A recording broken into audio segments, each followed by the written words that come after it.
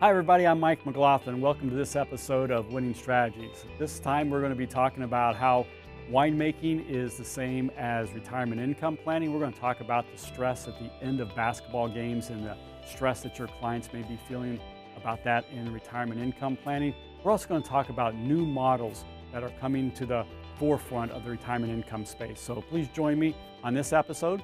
For more information, you can connect with me on LinkedIn, follow me on Twitter, and also subscribe to the Ash Brokerage YouTube channel.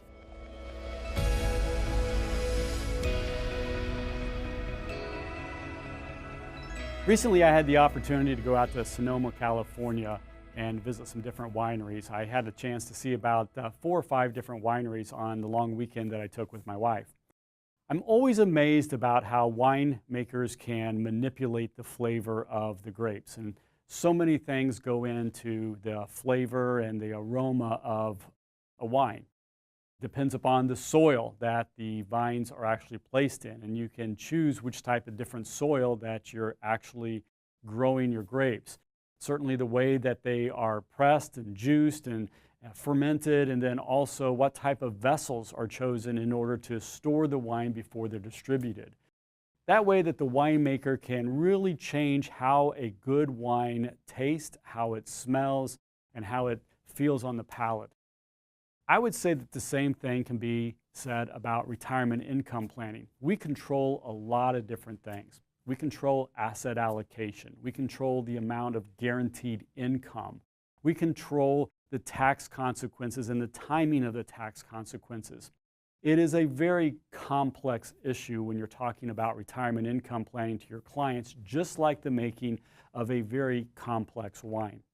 But if you use all the different levers that are available to you, you can come out with a really good wine and a really good retirement plan. So your winning strategy this week is to take a look at the complexity of retirement income planning and pull different levers. Learn how different levers can affect the savor of a really good retirement income plan for your clients.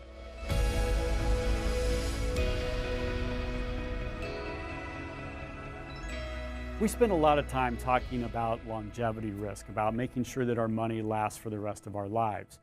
But when we plan, we typically stop planning for longevity risk when we die. And a lot of financial planners will say, well, that's sufficient because we don't need any income. But there are some additional longevity risks that go on even after our death, and those are digital assets. I had the honor of hearing an attorney down at the FSP Institute talk about the value of digital assets. The average American has $55,000 worth of assets in digital assets. You can think about that from airline miles to hotel points, all kinds of different things. Those all need to be disposed of at the end of your death and at the time of disbursement. They need to be able to have a transfer with passwords and everything to the next generation or to your spouse. We typically do not plan for that type of digital asset. Today, there are 30 million Facebook users that are deceased because we don't have the proper passwords and because we haven't transferred or closed those out. Those are things in terms of longevity that we don't talk to our clients about nearly enough. It wasn't an issue in terms of financial planning 10 years ago, but the use of Facebook, Snapchat, Twitter, and all the other digital mediums have created a new need to talk about different types of longevity. And the reality is our digital assets live on forever if we do not dispose of them correctly. So your winning strategy is to learn more about digital assets and how to make sure that your clients dispose of their digital assets and transfer them properly, because it's just like having another qualified account.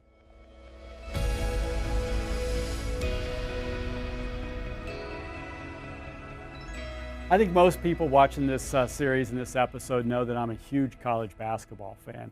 In our run to the 1987 National Championship, we were behind in 5 of the 6 games. In fact, in 4 of those games, we were down by more than double digits. And in 2 of those games, we actually had to hit a shot in the last 10 seconds of the game in order to win that particular game and advance into the tournament. A lot of people would call that team Cardiac Kids or Comeback Kids, but we never felt that that moniker fit that team. There was a quiet confidence about that team that we would be able to come back in any situation. We gained that confidence because we practiced really hard and we had a lot of repetition, so that when it came down to really high stress situations, we knew exactly what we were going to do and exactly how we were going to execute an offensive or a defensive set. I would argue that our clients need that same level of high confidence, and it needs to come from us. That only happens when you take a look at all the different possible sequence of returns and all the possible different life events and take those off the table for your client. That gives them the confidence that they will be able to win the game.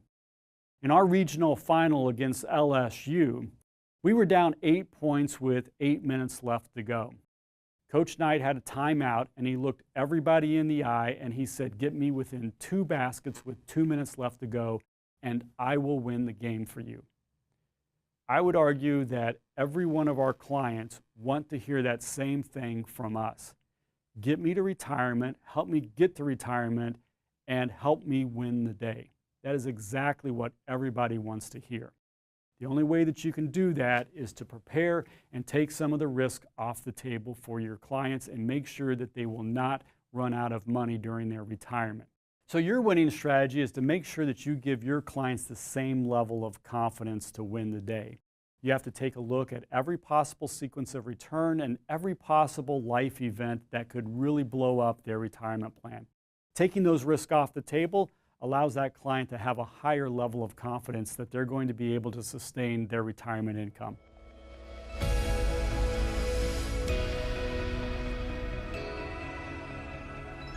Every couple of years, there's a new mathematician or economist that comes out with a new model, and some of them actually win some very prestigious awards like the Nobel Prize for economics or mathematics.